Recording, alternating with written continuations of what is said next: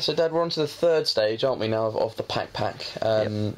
And this is the clarify stage. I suppose we'll go straight in for it. And what is the need there to clarify at this stage? Well, I think there's a couple of things you want to do. First of all, you want to make sure that your questioning has uncovered the need and the issue, and yet you've really understood it, because you're not going to be able to sell anything if there's not a need. And the need is basically the requirement that the customer's going to have for your product. So if you haven't uncovered that for your questioning, you're kind of stuck. So but also it gives you an opportunity to gain some permission, if you like, to continue, and that you've got the right issue. Because sometimes you might think you've got something, and if you mention it back to them and they go, well, yeah, that's important, but it's not that important. And then you can go, oh, well, okay, so what is important then? And also it just gives you that sort of the pre-close, if you like, clarification. But pre-close is another way of saying it. That actually, is this the thing that if I solve, you will want to buy the product? You want to go forward with whatever I'm offering. So. Right. Okay. And generally, do you always sort of have to go back to the questioning, or do you sometimes just walk away at that point?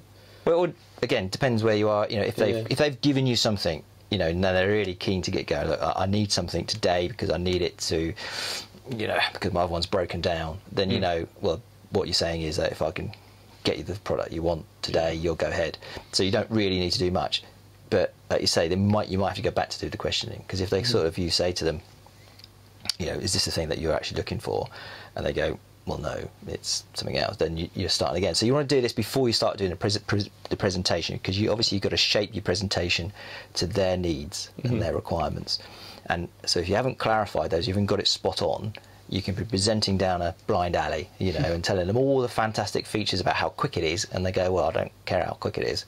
I want something that does X, Y, and Z. And you go, oh, okay. I'll start again. So obviously you touched on one of the reasons there was to make sure you've got the right need. When is it that you would go in with the pre-close? Is it when you definitely feel like you've got it? Is there something about their buying signals? What? Yeah, I think like when you're doing your questioning, there'll be a point where you kind of get a gut feel for it. But in the early days, it's really what the customer's getting quite passionate about. Then that's the thing, because you want to grasp the thing that they're passionate about. I don't mean football or something, but the thing that they realise is, and they might, like we said in the questioning, they might not even realise they need that.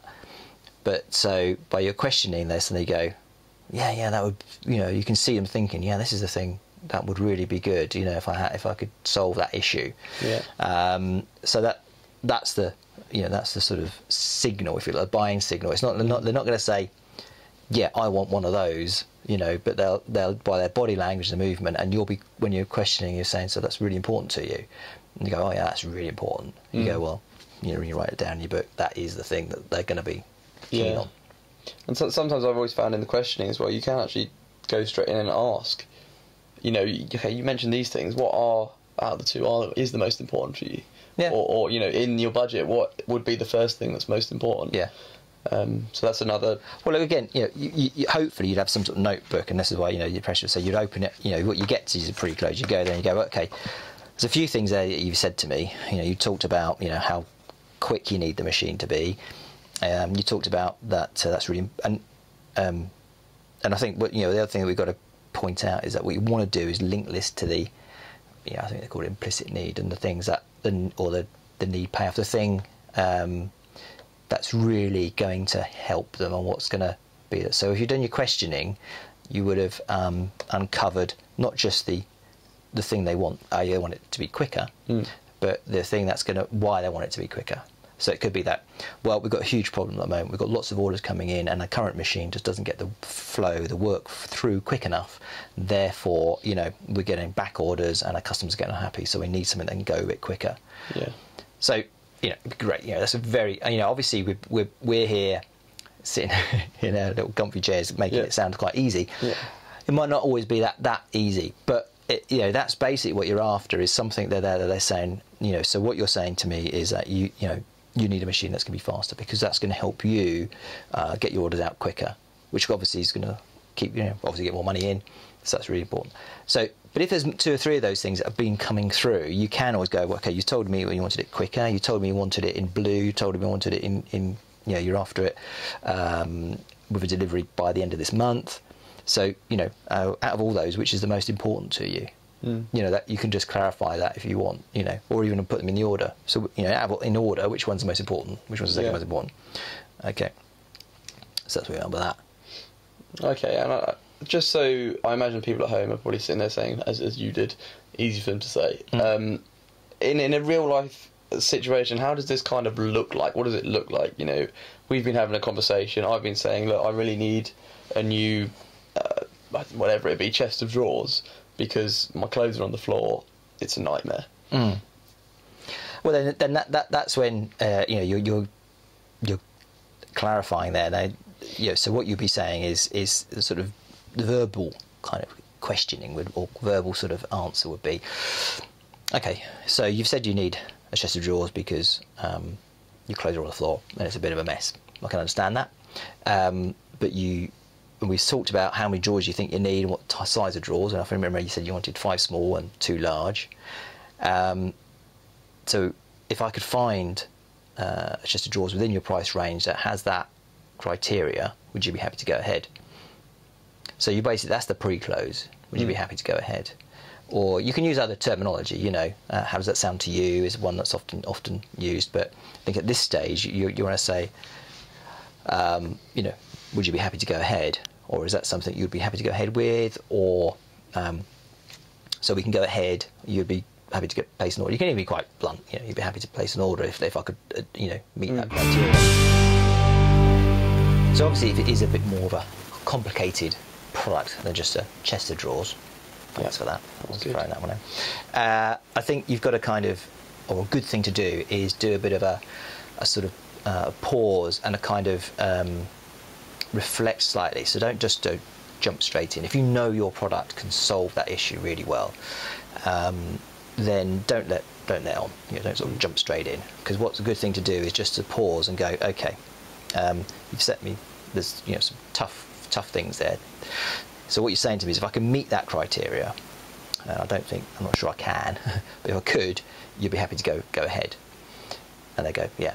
And what that does is that it puts them on your side slightly, because what they're saying, right, oh, he's going to find that difficult, so, well, I hope he can, rather than if you go, I can meet that, I'm going to show you something that's going to just do that job for it. What they tend to do then is they go, all right, okay. Sure, he says that to everyone. So I've walked straight into his little plan, his little speech, So rather than doing that and then getting the defensive, you work with them. So you're going, well, it's a tough criteria. I know that's how important that is to you, and I really hope I can solve it for you.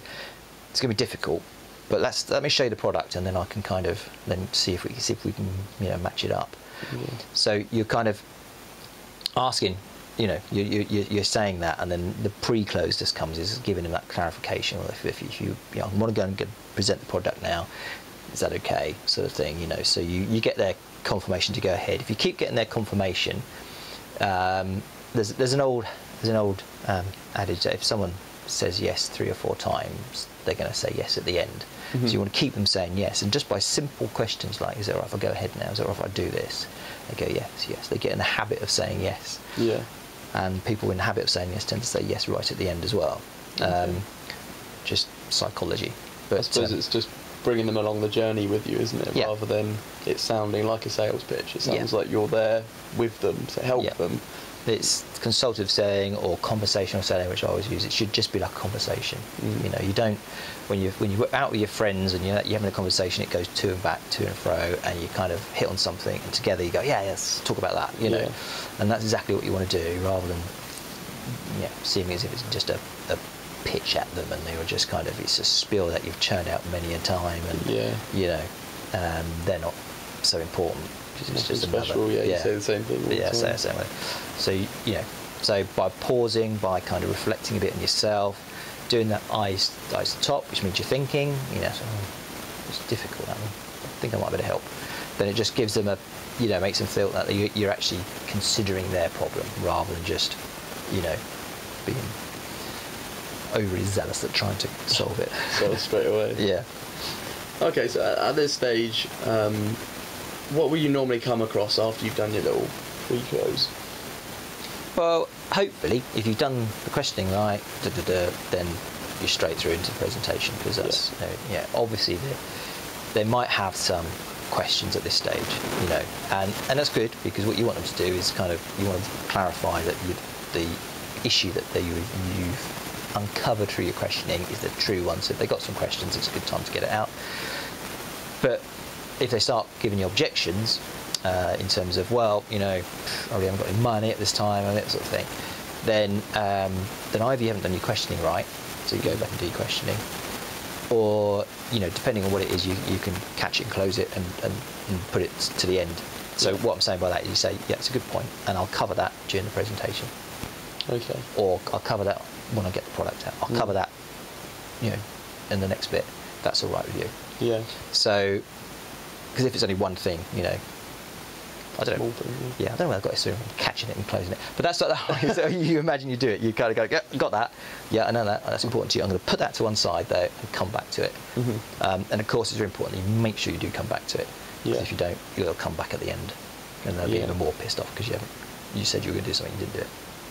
And I suppose it's a good time as well, clarification, is just to clarify their objection a little bit before, because sometimes I found a lot, I do a lot of telesales, so it's a little bit different, but the process is the same, and I'll often get objections at this point. I haven't got time at the moment, or look, just send me an email. Yeah. And if you just question a little bit further on that, okay, so what is it exactly you want to see in that email? Yeah. Often they'll say, oh, I don't know, it's just I wanted to see that. Okay, no, I can cover that now. Yeah. And it's just that part of that clarification process can be in their objection as well. Yeah. Yeah, that's a good thing to do as well, yeah.